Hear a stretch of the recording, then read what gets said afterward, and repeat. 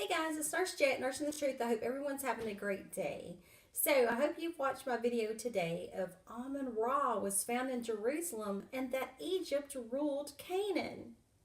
Oh, dear truth seekers, I'm so glad that you're back on my channel today to learn more truth about today's world.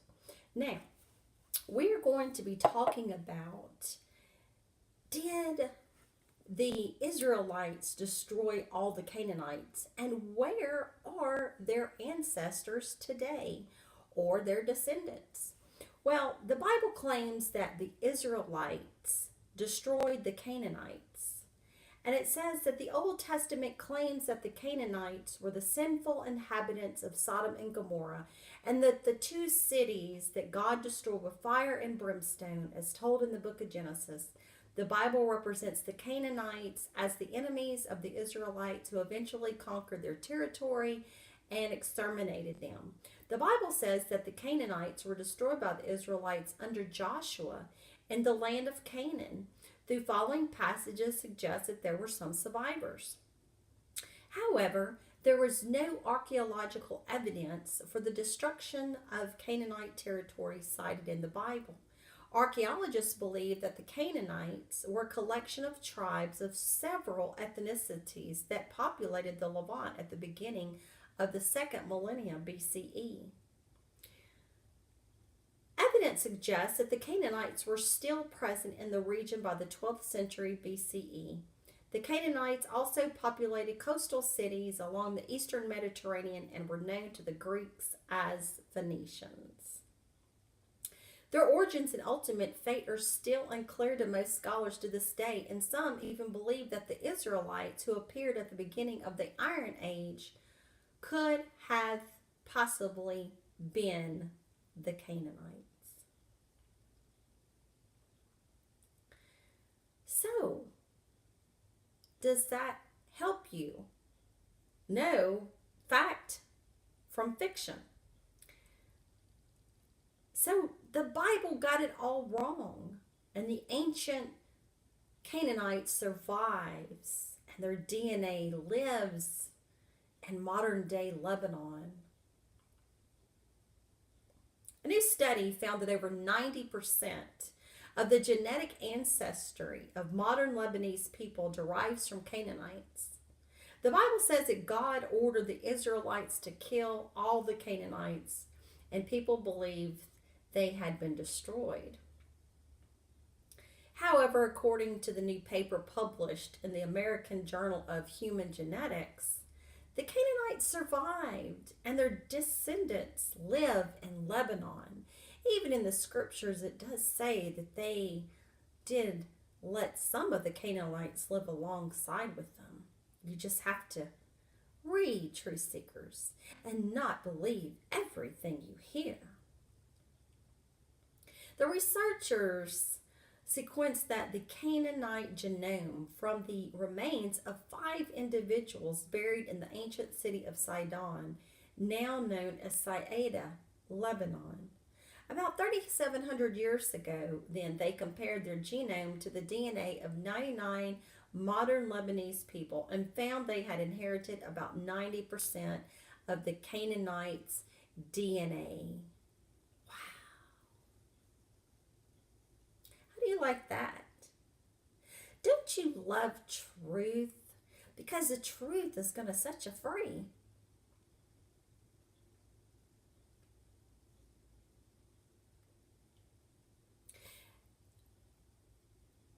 % of genetic ancestry of Lebanese people comes from ancient Canaan. They wrote that the Bible reported the destruction of the Canaanite cities and the annihilation of its population. And if that were true, the Canaanites could not have contributed genetically to any modern population. You see, if you take one group of people and you annihilate that one specific group of people, then you cannot spread and keep continuing with that genetic human. So, as we know today, when you see your Lebanese people in Lebanon, that's Canaanites. And you see how close it is to Syria. Ooh, so now we know how far the story really goes back. However, no archaeological evidence has so far been found to support widespread destruction of the Canaanite cities between the Bronze and the Iron Ages. Cities on the Levant coast, such as Sidon and Tyre, show continually of occupation until the present day, said the researchers. So I guess that statement in the Old Testament was that nothing was going to become of Tyre and Sidon, and that it's going to die in no civilization. But as we see, truth seekers, still people living to this day. The results showed that the Canaanite ancestry is a mix of indigenous communities that lived in the Levant region, which includes much of modern day Syria, Jordan, Israel, Lebanon, and Palestine. And over 10,000 years ago, as well as migrants who came from the east sometime between 6,600 and 3,500 years ago.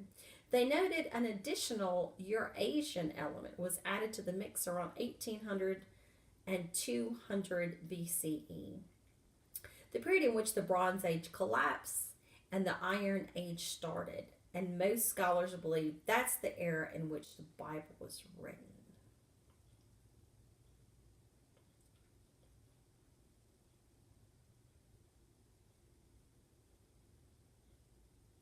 Researchers were surprised to see genetic closeness between Canaanites and the Lebanese people. And the researchers reported being surprised when they found that modern Lebanese people have such a high degree of genetic closeness with the Canaanites, as numerous groups have conquered the Levant even throughout its history. Some of the human remains that were tested in the study came from sand-filled vessels found near the seashore in Sidon. They collected DNA from the Lebanon and surrounding areas, and in fact, the scholars say that the work is only the tip of the iceberg, and he stressed that they're looking forward to more samples from different regions and different time periods.